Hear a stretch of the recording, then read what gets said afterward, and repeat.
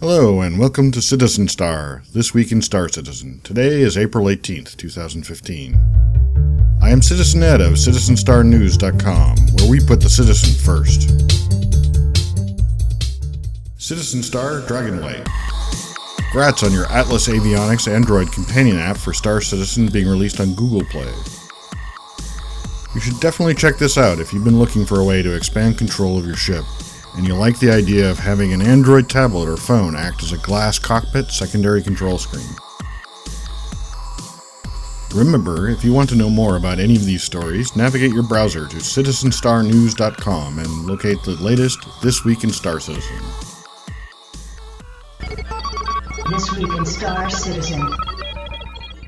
CZenStar Teller moves his image releases to /r/MobyGlass on Reddit. MobyGlass has been a subreddit running for quite some time as an alternative or sister subreddit to Star Citizen.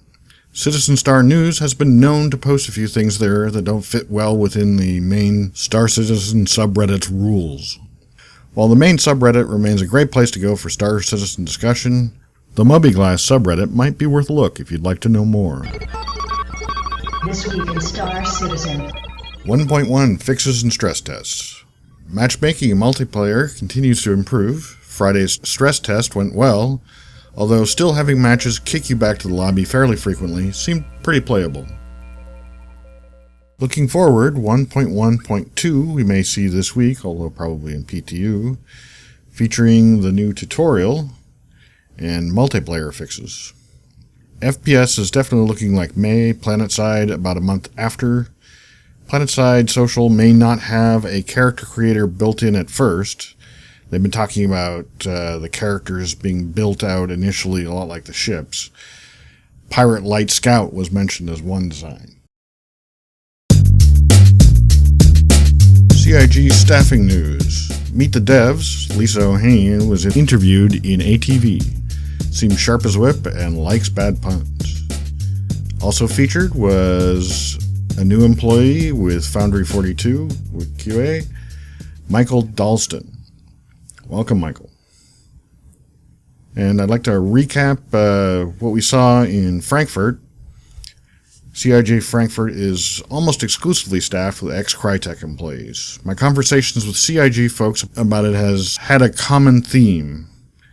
They are trying to hire people that would be leaving Crytek anyway, trying not to poach. Crytek had a bit of a bad time last year, but has been working on VR projects, funded based on a big license contract that is said to be with Amazon. So don't count them out yet, but it's great that we picked up some really talented individuals in Frankfurt and should really contribute to CIG's development. First off, Brian Chambers, studio head, development director, worked heavily on the Rise port to the PC and has been instrumental, it seems, with Crytek development. Alex Marshall, senior project manager, Crytek Rise, formerly with Crytek Rise. Hans Appel, director of cinematics, helped with Squadron 42 Kickstarter trailer and has been helping out all along. Now a CIG employee. You guys may be interested in his student project short film, Motherland. Make that available in the story. Todd Pappy, design director, former God of War lead dev, was at Crytek working on an unknown project which may be lost to time since it never seemed to have come to fruition. Marco Corbetta is a major get for CIG, senior technical director. In the video inside CIG Foundry 42 Frankfurt, he shows off his original design for CryEngine. Yes, he was one of the original Crytek's of CryEngine. He's been a lead programmer, director, CTO of Crytek USA, and we're just really happy to have him on board. As well, Christopher Rain was highlighted in the video, and he's a senior physics programmer, one of Crytek's lead guys in the physics department. So welcome aboard, guys. Looking forward to seeing all you can pull off for CIG. And do check out this week's charming Meet the Devs with Sherry Heiberg. Definitely worth a watch. Excited to see the Galactopedia groundwork getting underway. Also released this week, this month's Jump Point. Features a work in progress of the Vanguard, Ben's piece on fuel companies, Fuel Pump, Cryastro, and CTR, Galactic Guide Osiris. Osiris-1 is protected under the Fair Chance Act due to the presence of Fair's ape, a vaguely human-like primate that biologists believe has the potential to develop higher thinking. And a piece that I've personally found fascinating, a group interview with the IT department. Paul Vaden, Hassan Kamran, Kyle Cunningham, Dennis Daniel, Chris Graves, and Mike Pickett. Headed up by Mike Jones, Director of IT. They talked about the tools they use, Jira Confluence from Atlassian, Asterix for voice, Nagios Splunk. Data, they say, is their biggest challenge. There are petabytes of data a month in builds. Those have to get moved around between the different studios.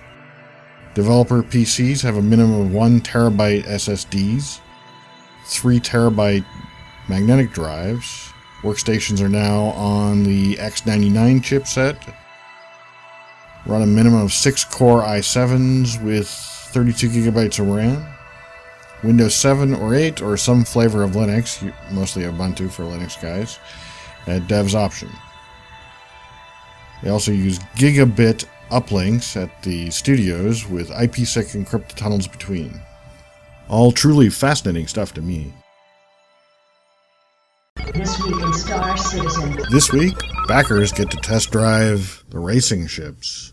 So have fun out there on old Vanderval track. All the limited ships are available for rental equipment credits, REC, where previously you might have had to be a subscriber to get access to things like the Super Hornet and some of the other more advanced ships. And if you look really closely, you can find what may be the beginnings of the tutorial. Dying Star has an asteroid hangar kind of hidden away in it. You can look around on Reddit or YouTube to find instructions on how to get into that. This week in Star Citizen. Community manager James Pugh confirmed the next concept sale should be next week on the 24th. They'll be offering the Missed Hull series. Hullers for all you space truckers out there. An event dubbed Hullapalooza by producer Travis Day. 4 or 5 ships. Hulls A through E, starting U-Haul truck-sized A to the super tanker-sized E. Largest may not be for sale to players. Was originally based loosely on novelist Larry Niven's General Products hulls, a cylinder or some shape you just drop modules into. But more recently, they've said they've revised the concept and came up with something quite exciting. Not that they've told us what is so exciting, so we'll have to see. One interesting note since this redesign concept, there was talk of being able to rent the space on the side of your ship out as advertising. Woo! Extra revenue! And that's the news for this week. Hope to see you next week in Star Citizen.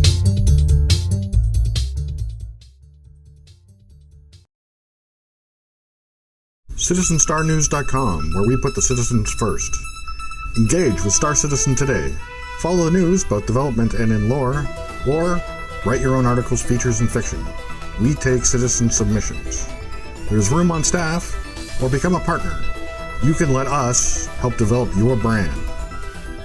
CZenStarNews.com, where the citizen is the star, chronicling your stories. The history of the verse is unfolding now, real time. Don't wait until 2946 to be a part of Star Citizen. CZenStarNews.com. Would you like to know more?